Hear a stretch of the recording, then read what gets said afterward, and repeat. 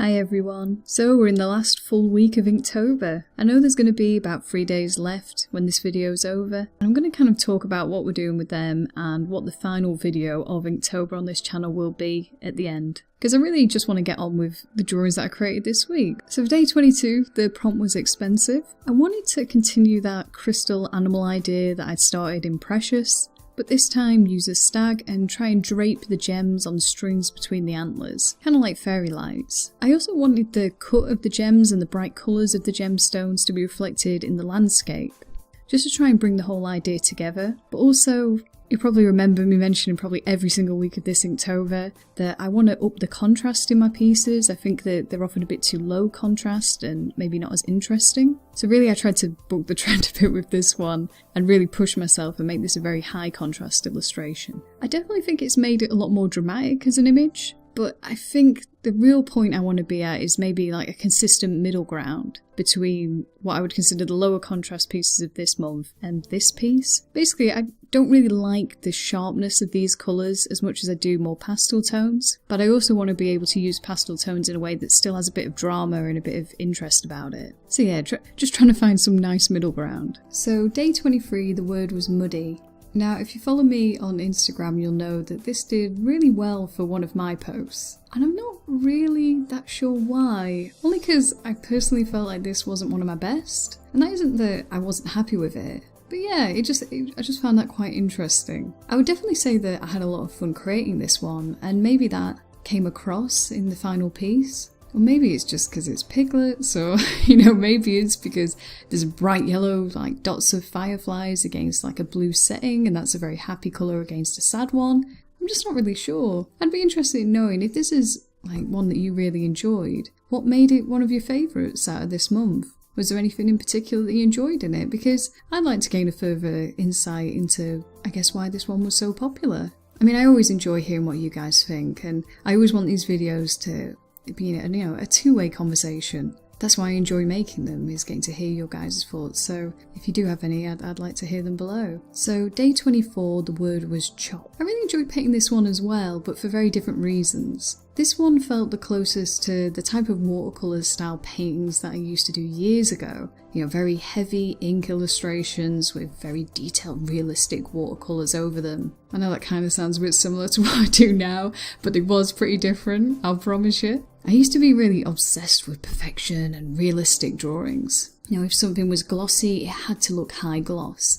Nothing more, nothing less kind of thing. Now I think that I much prefer it when the artist kind of makes you imagine what effect they're trying to get across, rather than detailing it, which kind of prescribes and forces the person to see it that way. In some ways, I would kind of say that this approach has made it different from what I used to do. Like when I painted the fish roe, which is the little orange balls on the sushi, I think old me definitely would have detailed every single ball on there, done 8 different colours and different shades just to really boost up and give it a 3D effect. But as you'll see in the video, I just used 3 main colours, a shadow, a highlight, and yeah, just kind of focused on that. And I think that was easily enough to give it that 3D effect. On day 25, the word was prickly. This was kind of a reaction to how old school chop felt to me. I really wanted to try something new and closer to what I enjoy drawing now. And kind of, I guess, look at the differences between the two styles, or at least to me how the two different styles feel.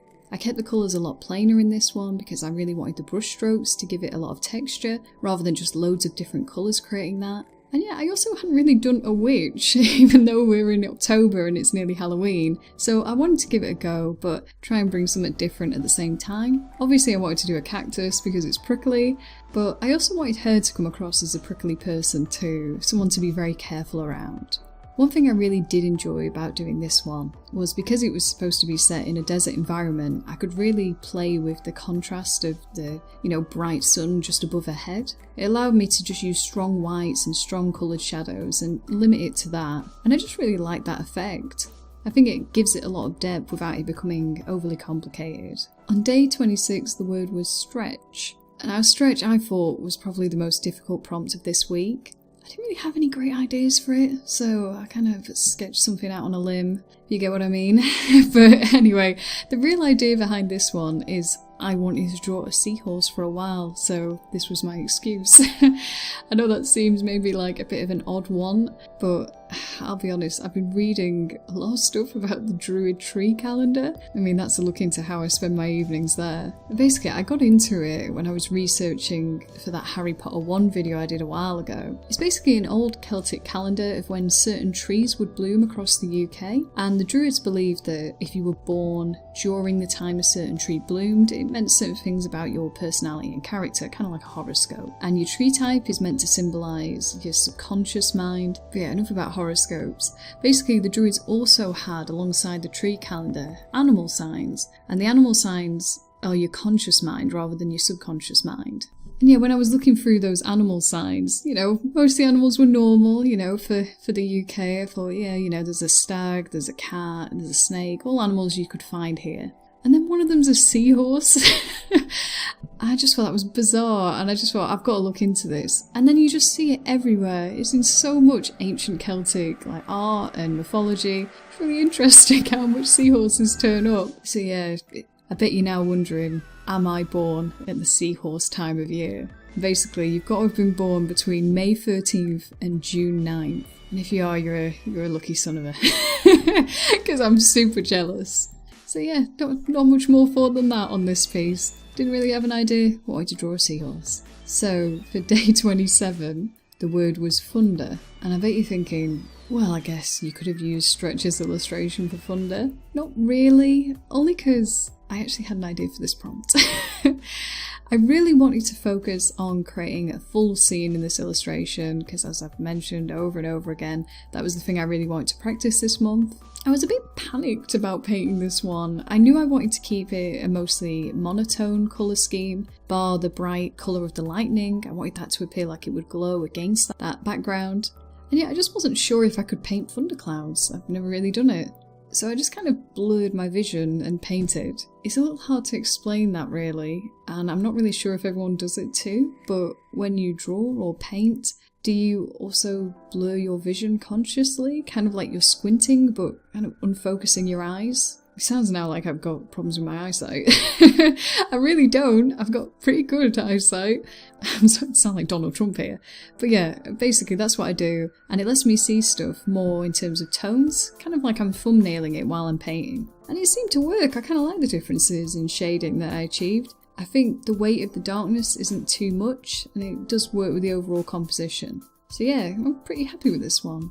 So, day 28 was gift. Now this is the last day of this week. It isn't the first time this month that I kind of wish I didn't paint this one, or at least not the way that I ended up doing it. I kind of feel like I do this every single week. I'm always really dismissive of the last piece that I'm talking about. It's not because I don't like it, I just kind of felt like the line art didn't need colouring. Probably more truthfully, I didn't want to do the bear in black ink. I just wanted its line art to be in colour, because I kind of wanted it to appear more opaque and ghostly, and I think it looks too heavy with the black line art. But yeah, I was just trying to keep to the precedents I'd set, and I just should have broken the rules because I did know better. But, I mean, I'm going to go off on a tangent here, but I kind of think that that's something I've been learning and relearning all through the month. I keep setting myself rules when they definitely should have been guidelines. Like if I'd taken that black line art only rule as a guideline, I think I would have just gone with that instinct and just painted the line art instead, and I think it would have come across a lot more effective in the end. And I don't think that's the only piece this month that my rules have tripped me up on. So yeah, for our finishing off the week chat, I would like to say try and learn from my mistake on that.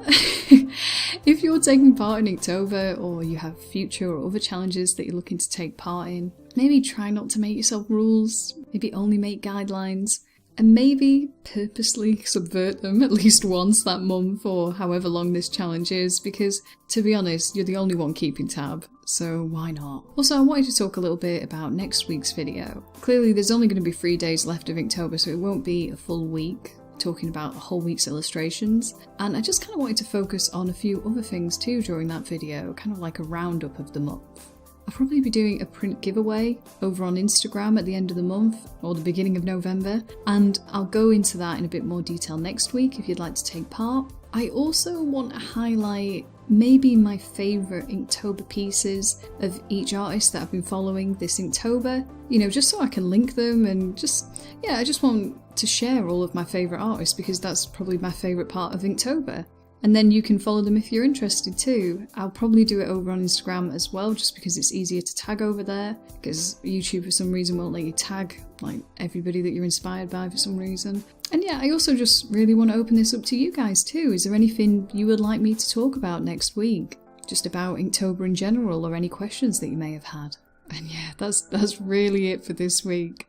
I hope Inktober's been going well for you, and these last few days are, you know, the final triumph of a really good month. I'll chat to you again next week for the last Inktober video of this year.